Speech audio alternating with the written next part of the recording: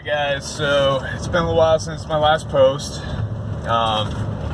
Actually just got back from a cruise, much needed cruise. Dealing with tons of estimates and bids right now, so as you can see in the back, big ass pine we're taking out right now. A bunch of storms blew through while I was gone.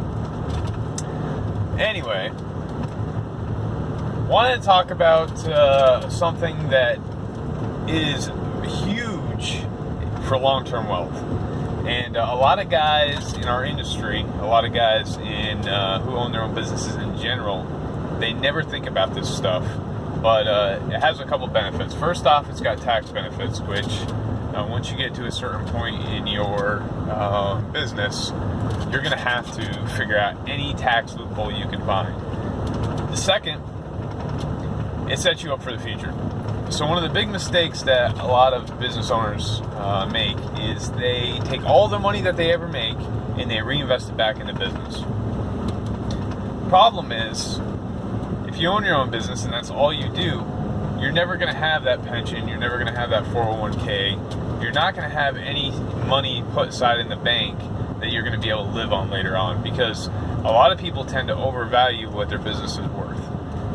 Most of the time, especially when you get into our type of industries, whether it be construction, whether it be tree service, whether it be lawn care, landscaping, most of the time, unless you have a 5 or 6 year ongoing contract, the only thing that your company is going to be worth is what your equipment is worth.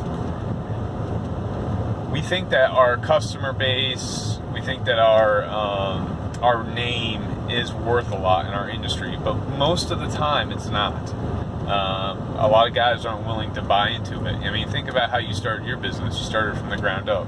That's how most of our businesses start, because we don't have a lot of money to dump into it when we're first starting out. So that being said, what can you do or what should you do to prepare for, whenever you're going to be done with business? Well, as a business owner, the first thing that I did was I set aside a specific amount of money every time I collect a paycheck from somebody. And that covers taxes, but it also covers, I put money into a SEP. It's called that's a self-employment retirement plan, basically.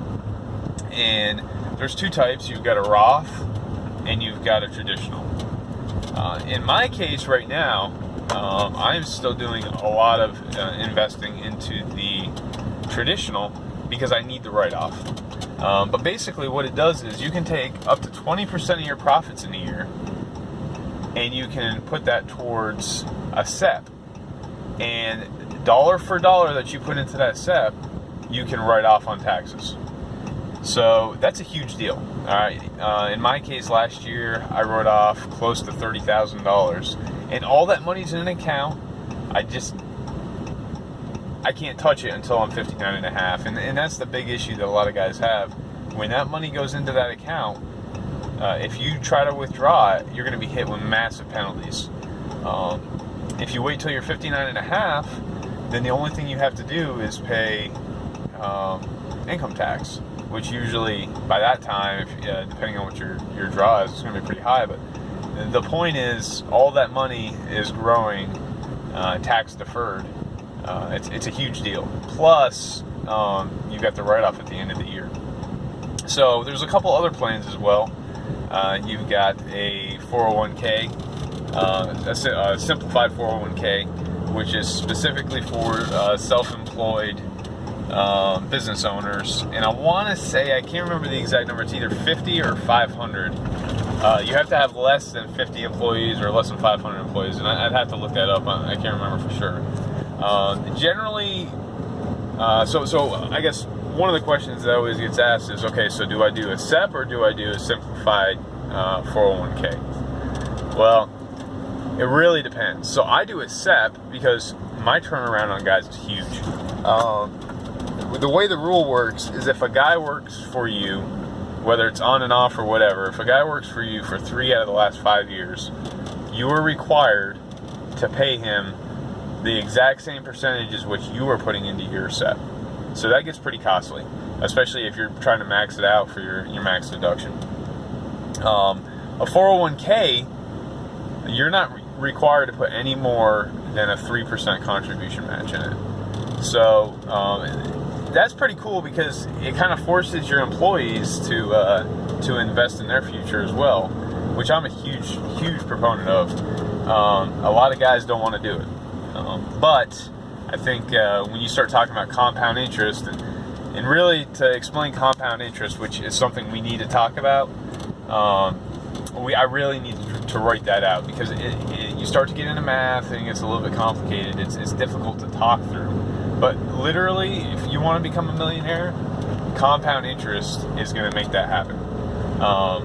You may only make $30,000-$40,000 a year, but if you're putting $100 a month into any type of investment, but you do $100 a month every month, and you're averaging 9 or 10% interest a year, guaranteed you're going to be a millionaire by the time 30-40 years from now. So we will talk about compound interest. It's a huge deal, but really I wanted to focus on the actual retirement plans right now.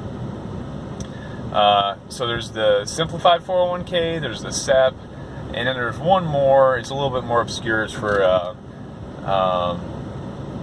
if you're a corporation, and I don't run a full corporation, so I truthfully don't even know much about it. If that's where you're at, I would talk to an advisor, because when you start to get into corporate taxes and all the corporate stuff, it gets a little bit more complicated.